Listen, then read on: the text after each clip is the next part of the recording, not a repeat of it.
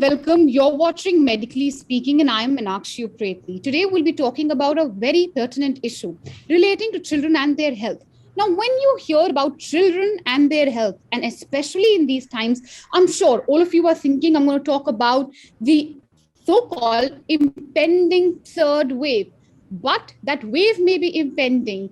The greater danger, which is already here, the vector-borne disease, which we see every year, dengue is back. Hundreds of patients, of course, admitted in various hospitals, most of them children. Now, this time, what we are seeing is the dengue D2 strain, which is unfortunately turning out to be extremely lethal.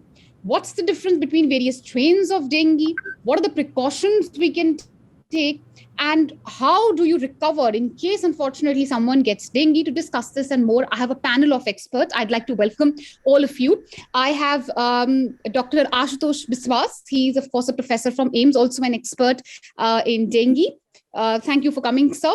I have Dr. Rumail Tikku. He is the head of internal medicine from Max and Panchsheel Saket. I also have Dr. Suranjit Chatterjee.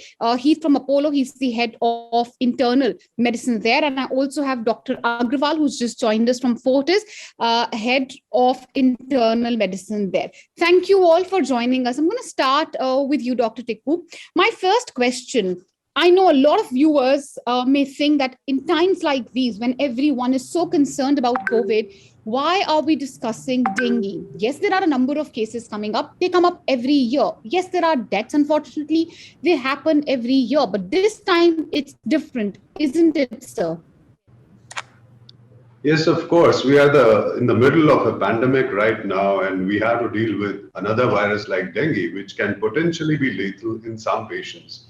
Now, we've seen so many patients in UP, Firozabad, where so many deaths have happened.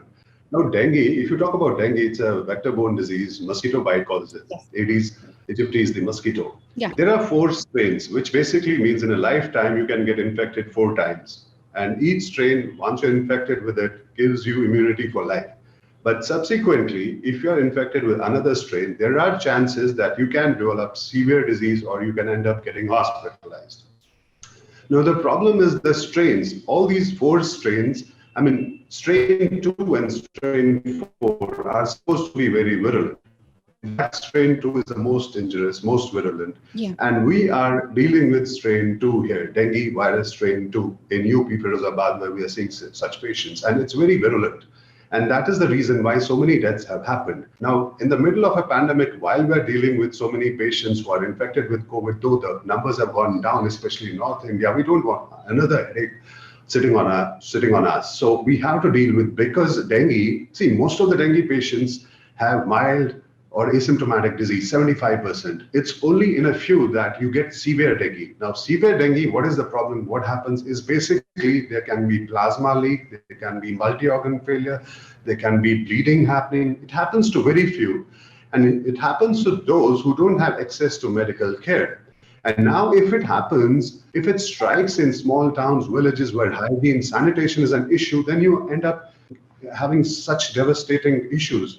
That's what has happened in UP, Firozabad. And the problem is we don't have specific treatment for dengue. Yes. There's no antiviral medication.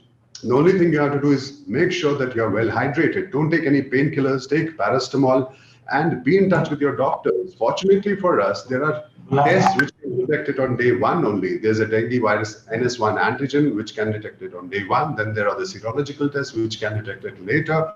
And then there's the PCR. Now, PCR is an expensive test, not available everywhere. So early detection, if you detect it early enough, and if you have access to medical care, then you won't have complications. Disease progression related to severe dengue, if it is diagnosed early enough, won't land you in trouble. And when you speak of early diagnosis, sir, and we also, of course, first of all, think of the urban-rural divide, and we'll be discussing that in greater detail. We touched upon it, you touched upon it rather right at the beginning of this answer. But, Professor, if you could just come in here, sir, as an expert of dengue, sir, help us understand for the layman, what is the D2 strain? Why is it causing brain hemorrhage?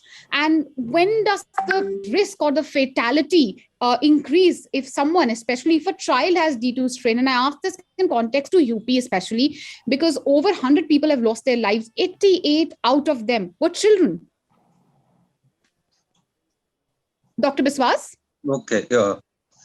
Yes, is a very important area to understand that strains. No, there are, first of all, just when a patient, anybody is infected, there are three phases. One is the febrile phase, and next 3 days is the critical phase, and there is another 3 days is the recovery phase. Yeah. So a person when infected, he or she passes through the three phases. Now these are all symptomatic, and there are, as rightly Dr. Romil said, that 75% are asymptomatic patients are infected, but they don't need to come to the hospital. They don't need any treatment or any medications. So out of this, 1/4 of the people really they need hospital care, or maybe 5 or 10% of these people go to severe manifestation. So if you talk about this 5% of the total infected people, symptomatic people, they are very less. And then out of this, really type 2, there are, as we know, there are 4 types. And we have been seeing over decades, over 30, 40 years, that then over India, that type 2, the serotype is circulating gradually, as an outbreak going on, spreading from one state to another state. So this is what. Now, this has been seen persistently there, but about other states, really, they are not very much present. But most important thing is to have this severity as well as the symptomatic burden of the dengue.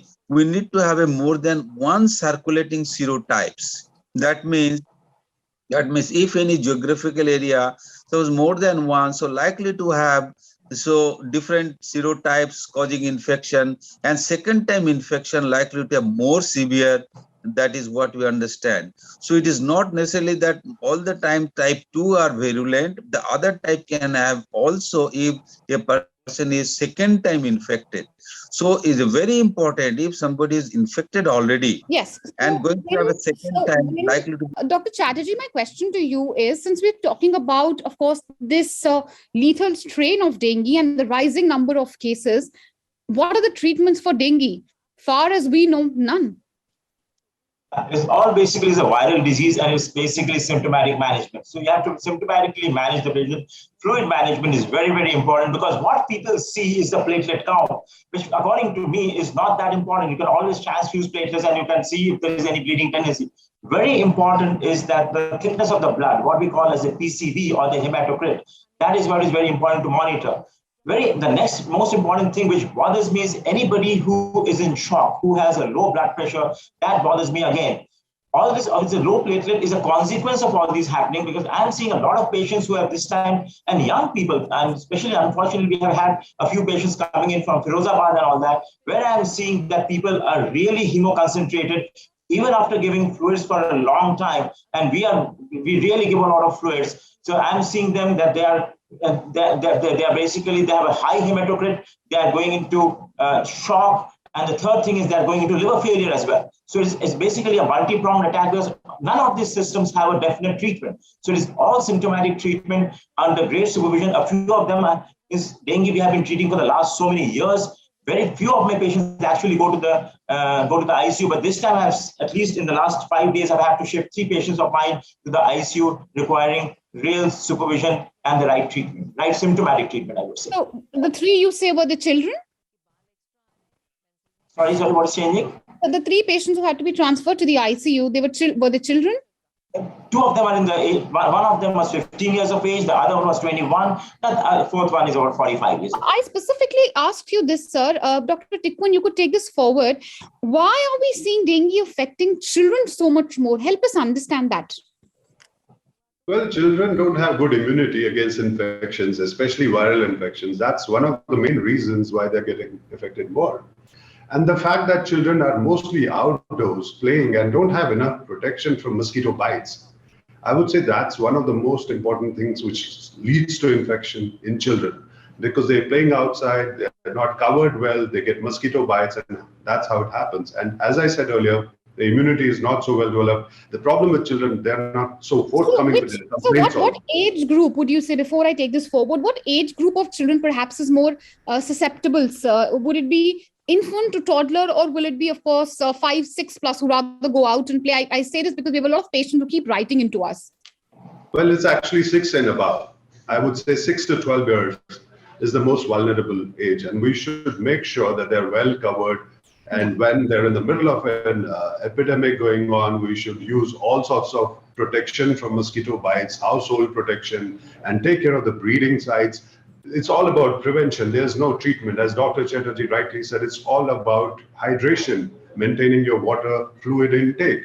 And if at any point the disease progresses, which actually happens post the febrile illness, once you had fever for 4 or 5 days, after that the fever settles, the patient thinks that he's getting better, but sometimes problems happen post the fever. That's when your platelets fall, suddenly plasma leak happens, fluid accumulates in your abdomen, in your lungs, and you get respiratory distress, bleeding, liver failure. And that's what we have to take care of, because potentially that can be fatal. And if untreated, undetected, mortality can be as high as 20%. If early diagnosis happens, access to medical care is there, less than 1%. So early diagnosis, I would say, is the key, and hydration. Don't take any painkiller. Emphasizing that point of early diagnosis, because that is where really the key to managing these cases better lies. Dr. Biswas, I think Dr. Chatterjee made a very interesting point. While we are all very focused on the platelet counts, because most of the people I speak to, myself included, we thought it was really the platelet count. You have to see if it goes lower, that means your dengue is deteriorating. What are the other really factors which one should be wary of, or one should monitor when, unfortunately, if they do or their children get dengue, sir? Yeah, really, platelet count is not very much important for the management. We have seen that if we can wait till 20,000 or 10,000, no below that, we don't need to transfuse any platelet unless the patient is okay. And the patient is bleeding, then probably this count is not important, then we need to go. So this platelet is not only cause for bleeding, there are other many factors, coagulation factors. So in the dengue, we have a coagulopathy. Other factors are also involved, which are responsible for causing bleeding. So bleeding is not really only platelet. There are other so many factors. So we are not. That is only one of the important aspect for severity. There are other aspects. The patient goes into shock. So shock because of there is a capillary leakage. So the vessels are involved. We call it as a vasculopathy, where the internal fluid goes out of the circulation, out of your circulation to the extravascular compartment. So this is the beauty of this disease. And after during recovery phase, these fluids, whatever drained into the extravascular compartment, has always comes back into the circulation. So this is how the patient again regain the pressure and blood pressure becomes okay. So patient is in the initial stage going to shock.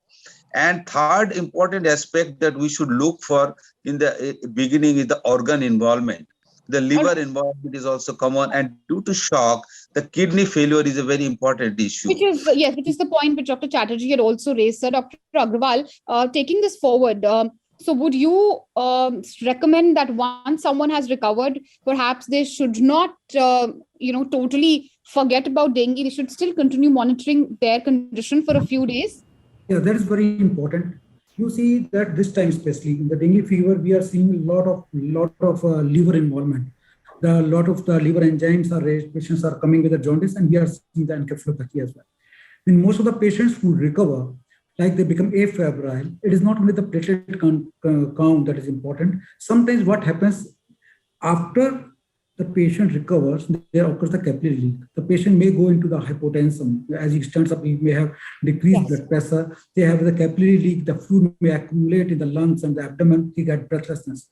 So it is very important that the patient who has been sick at least should be warned that even he feels discharged and he stays at home for a few days, take rest, take adequate hydration, and in case he develops any of the symptoms like breathlessness, abdominal distension, giddiness, etc., he should report back.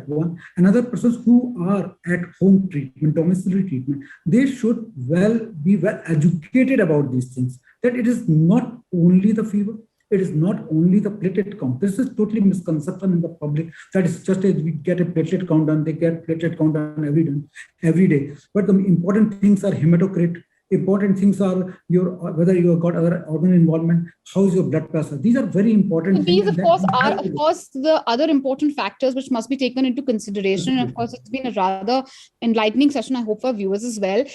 Dr. Chatterjee, since you've said that you've treated dengue patients as well, we are seeing, of course, an uptick in the cases, about 100 cases in the Delhi NCR region as well.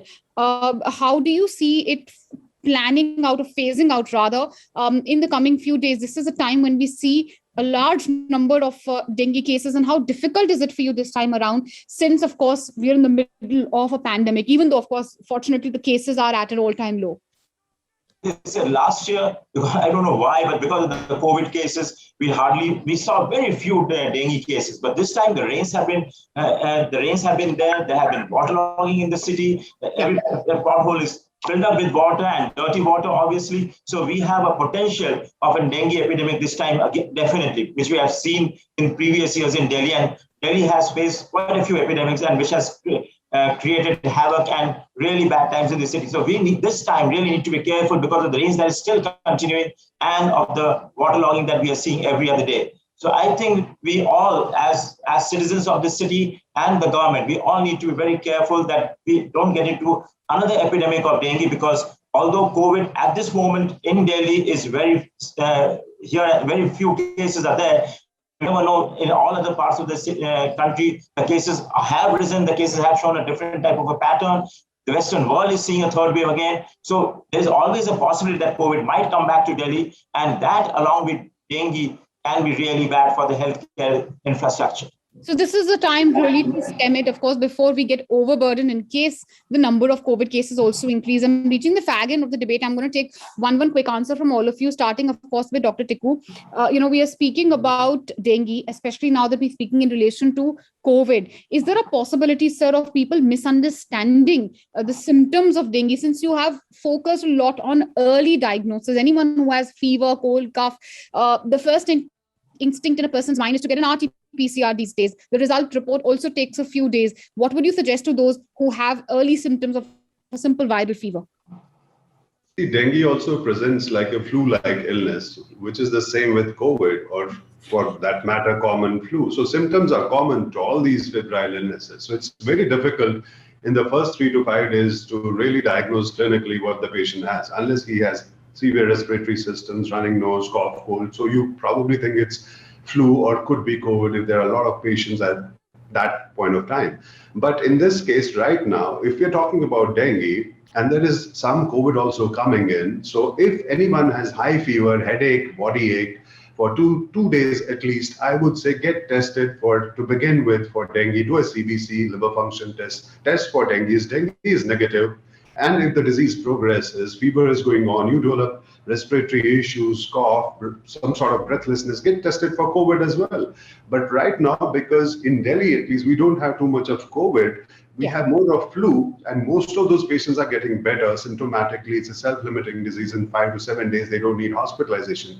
And we are not seeing much of COVID. So our focus should be on diagnosing dengue right now. If anyone has typical symptoms, high-grade fever, headache, body ache, joint pains, rash, vomiting, test for dengue on day 1. There is no need to wait for 2-3 days. Okay. Test on day 1. If it's positive, at least you know. Day 1, and at least you know it's dengue, and you can start your treatment at the earliest. Dr. Biswas, last word to you. Of course, we're speaking in context to COVID, so I'm just going to take it forward. There is no vaccine for dengue. There's still a vaccine for COVID, isn't it, sir? Doesn't it make, of course, the conversation around dengue even more pertinent and requires people to be even more vigilant?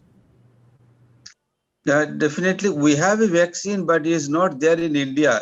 Other countries, they have around 10 to 15 countries, they are having but this vaccine is not that very much effective. That's why the government of India is not really confident to use this one. But it is the dengue vaccines are there in other countries.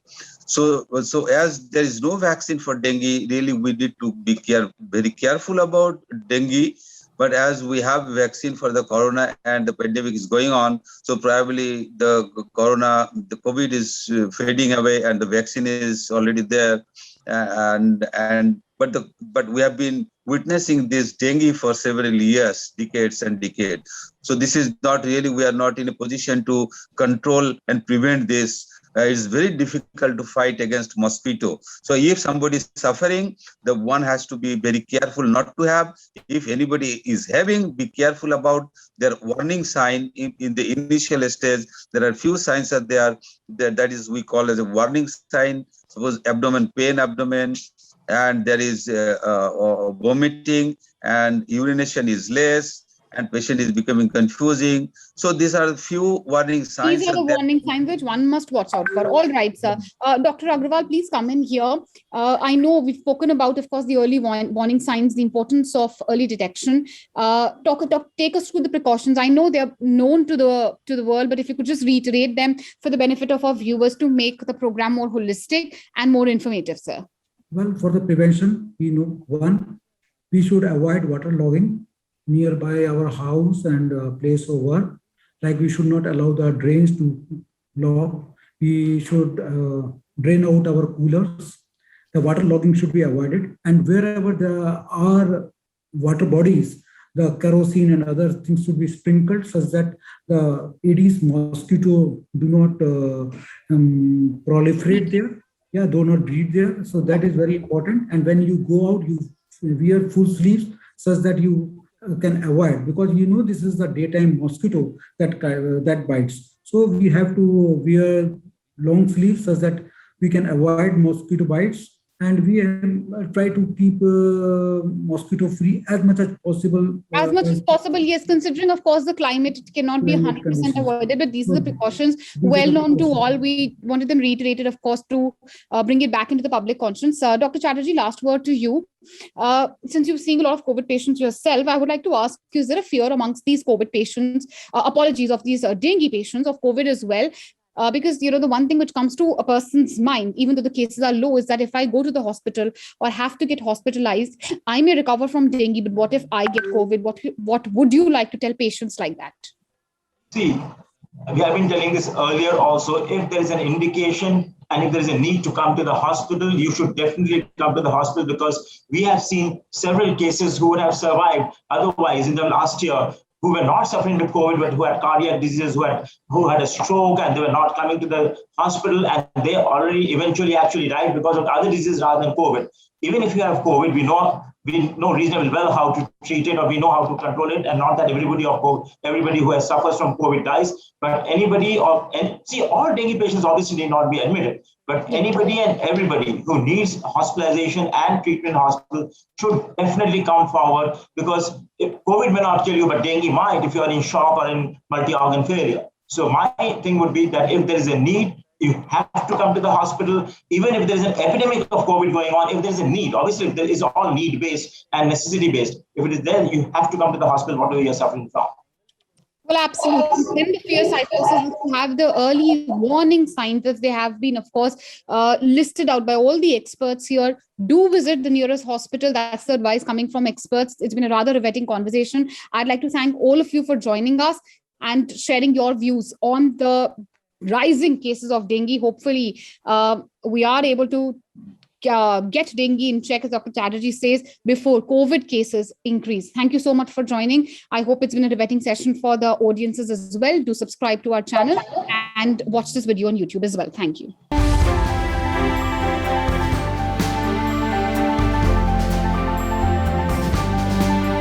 For more such videos, subscribe to the NewsX YouTube channel, hit the bell icon.